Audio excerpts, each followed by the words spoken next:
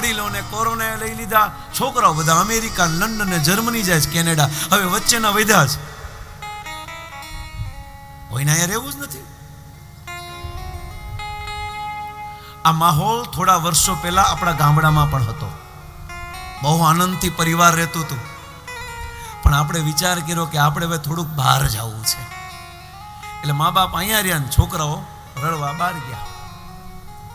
અને બહાર ગયા પછી વર્ષે એકવાર આવે, દિવાળી આવીએ ને આપણે દેહમાં જવું કરીએ, અને ફિક્સ તારીખ લઈને જ આવે, અઠવાડિયું રોકાશું. કારણ કે ઘરથી ઓર્ડર હોય, ઘરવાળાનો ઓર્ડર. જો તમને કહું ને વધારે નથી રોકાવાનું, ને આ ટાઈટનું કામ કોણ કરે? છોકરાનું સ્કૂલ શરૂ થઈ જાય છે, બોલો બાપ 350 દિવસની રાહ જોતો હોય કે મારો દીકરો આવશે, મારા દીકરાનો દીકરો આવશે.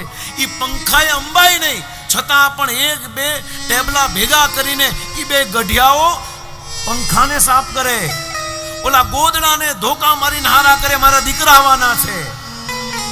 ઓલા ખાટલાની જે એને ટાઈટ કરે, ઓલું દોરીઓને મજબૂત બનાવે છે, ઘરને ખૂણે ખૂણો સાફ કરે છે, અથાણું બનાવે.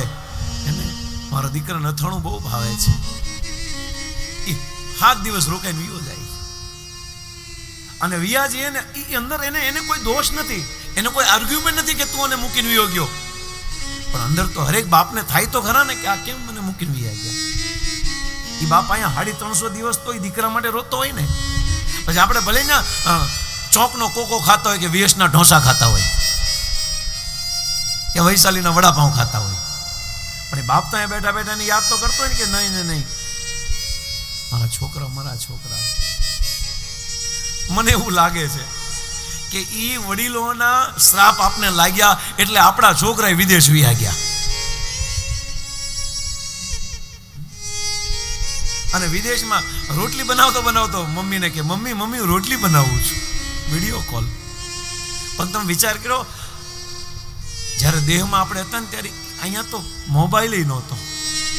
ત્યાં તો તમે દરરોજ છોકરા વડે વાત કરી શકો છો. આપણે કરેલું આપણે જ ભોગવવું પડે છે ક્યારેક તો. એટલા માટે સમયની ગતિ બહુ અદ્ભુત છે અને સમજવું બહુ જરૂરી છે. બસ પ્રાર્થના એ જ છે કે ભારતને મૂકીને કાંઈ નહીં જતા.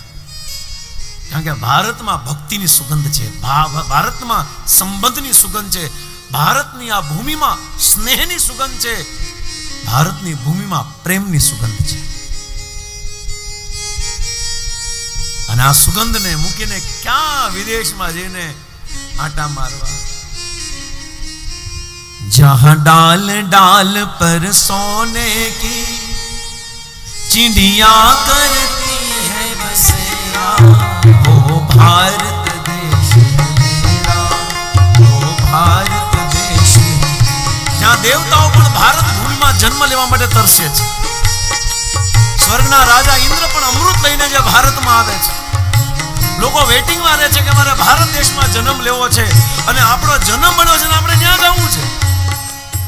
ये भारत देश है मेरा, भारत देश मेरा, जहाँ डाल डाल पर सोने की चिड़िया करती है बसेरा, वो भारत देश है मेरा, वो भारत देश है मेरा.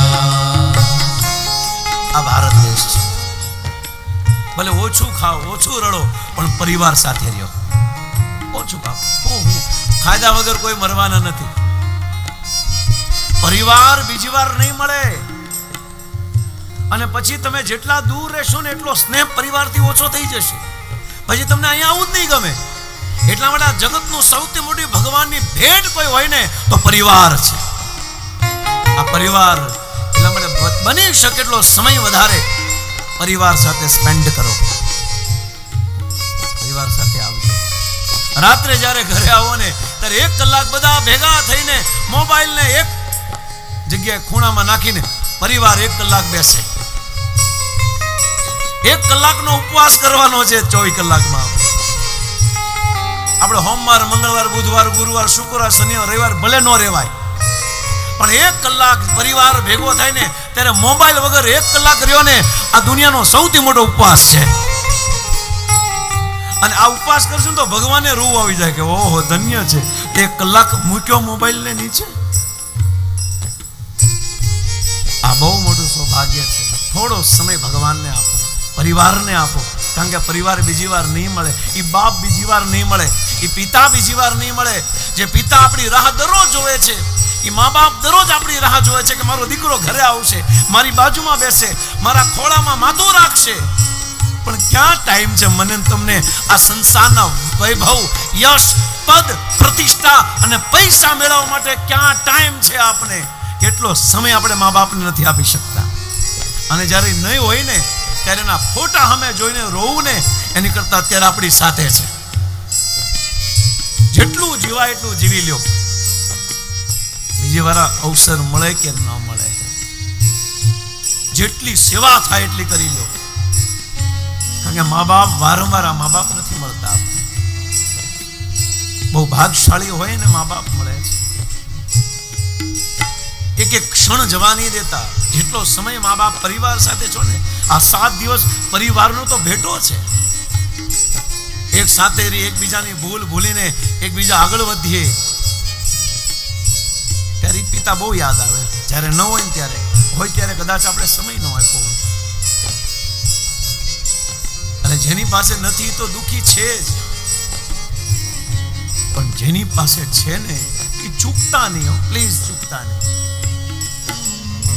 કારણ કે દુનિયાના શ્રેષ્ઠ જગ્યાએ, બેસ્ટ જગ્યાએ જશો ને, પણ જે મા બાપની હૂંફ મળે ને એ હૂંફ નહીં મળે તમને, મને તમને.